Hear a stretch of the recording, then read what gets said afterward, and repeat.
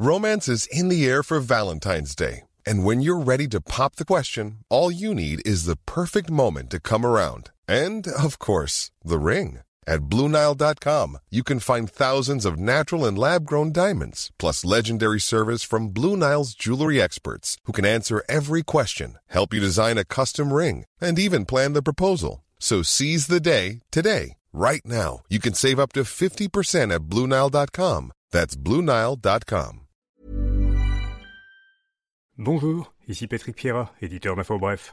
Voici l'essentiel des nouvelles en ce lundi 10 février. Donald Trump a indiqué hier qu'il annoncerait officiellement aujourd'hui l'instauration de droits de douane de 25% sur tout l'acier et l'aluminium qui entrent aux États-Unis. Ces nouveaux tarifs toucheraient également le Canada et le Mexique. Le président américain a ajouté que son administration imposerait d'autres tarifs douaniers à tous les pays qui en imposent déjà sur des produits américains.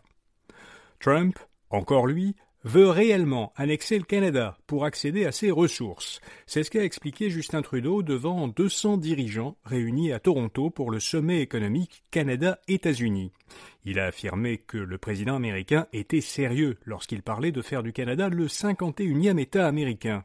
Selon Trudeau, Trump convoite les minéraux critiques du Canada et pense que le moyen le plus simple de les obtenir, c'est d'absorber le Canada.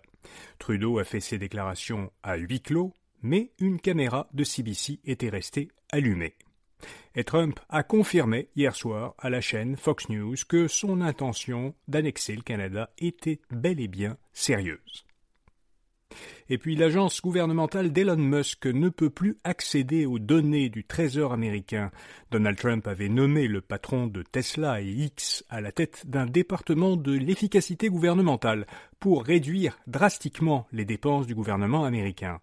Les équipes de Musk ont récemment pris le contrôle du système de paiement du Trésor américain, mais un juge a bloqué temporairement samedi l'accès aux données du Trésor aux personnes nommées politiquement, aux agents spéciaux du gouvernement et aux employés du gouvernement qui ne travaillent pas pour le Trésor, ce qui touche donc directement Musk et son équipe. Au Québec, Denis Coderre ne pourra pas se présenter à la chefferie du Parti libéral du Québec. Le parti a avisé l'ancien maire de Montréal que sa candidature n'était pas recevable. Denis Coderre a cependant 5 jours pour faire appel de cette décision. Selon plusieurs médias, l'ancien maire de Montréal n'aurait pas soumis au parti les documents demandés pour effectuer des vérifications fiscales. Coderre doit des sommes importantes à Revenu Québec et à l'Agence du revenu du Canada. Le taux de chômage a baissé le mois dernier au Canada de 0,1 point de pourcentage pour s'établir à 6,9%. C'est une deuxième baisse mensuelle après celle enregistrée en décembre. Cette nouvelle diminution est une surprise pour une majorité d'économistes qui s'attendaient plutôt à une légère augmentation du chômage.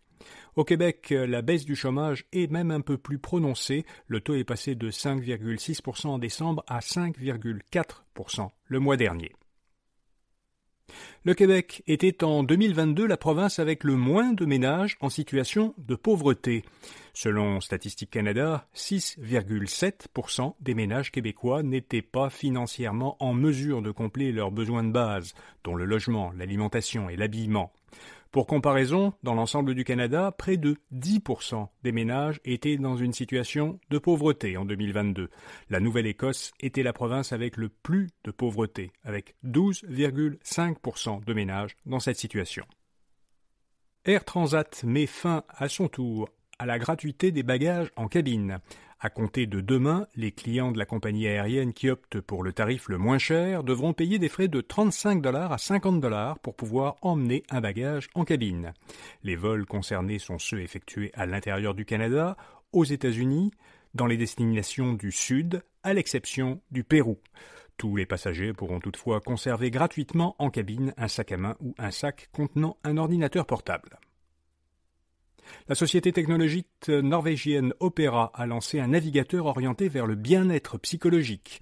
Baptisé Opera Air, ce navigateur web est conçu autour du concept de la pleine conscience.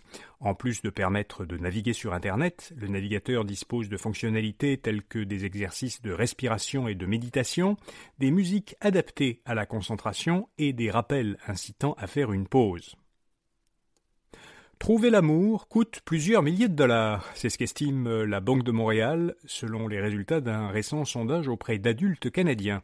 Selon ce sondage, les Canadiens dépensent en moyenne individuellement 173 dollars pour chaque rendez-vous amoureux, pour le transport, l'habillement, la nourriture et les boissons.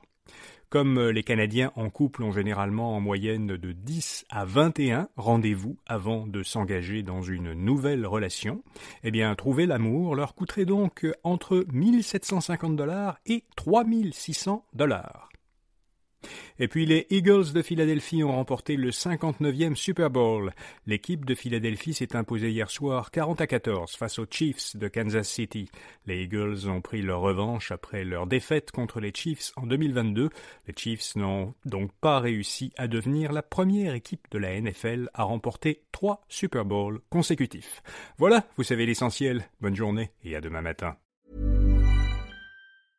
What makes a great pair of glasses? At Warby Parker, it's all the invisible extras without the extra cost. Their designer quality frames start at $95, including prescription lenses, plus scratch-resistant, smudge-resistant, and anti-reflective coatings, and UV protection, and free adjustments for life.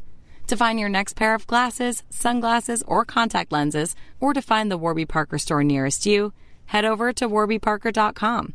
That's warbyparker.com.